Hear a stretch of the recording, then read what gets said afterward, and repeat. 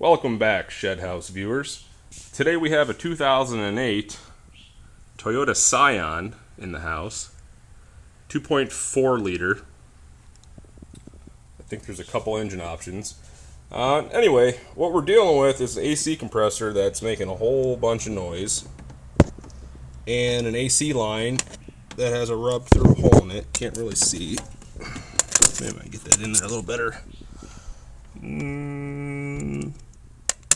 Yeah, straight down, if you see, there's a rub in the line. So what happened was this vehicle experienced catastrophic belt failure, and somehow the water pump actually twisted on its shaft a little bit. The idler pulley in the back, the bearing was grenaded in that guy.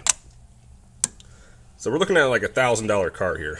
And so what I decided to do was try to figure out if I can bypass this AC compressor to save on probably $1,000 repair or better. So if you're experiencing AC compressor failure, this is the belt you need.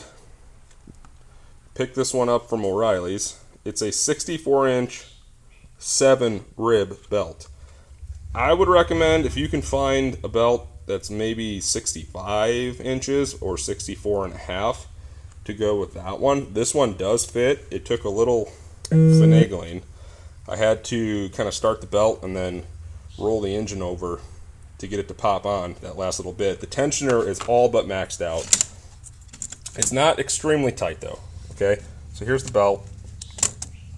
I'm able to move up and down on that belt. It's not a guitar string necessarily, but I can get, you know, half inch or better. So in line with like a V belt from back in the day.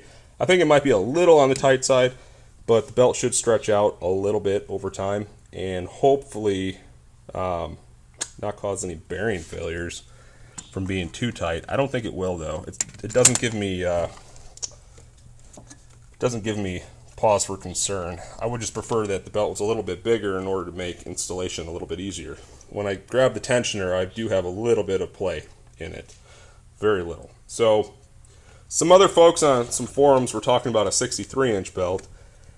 That did not work for me. I did try a 63-inch belt. It was too short. There was no way I was going to get that on. So I went to a 64.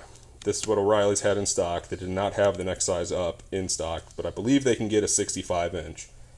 So if I were to do this again, I'd probably try a 65 and a 64 and somewhere in between there maybe if there's a half-inch increment.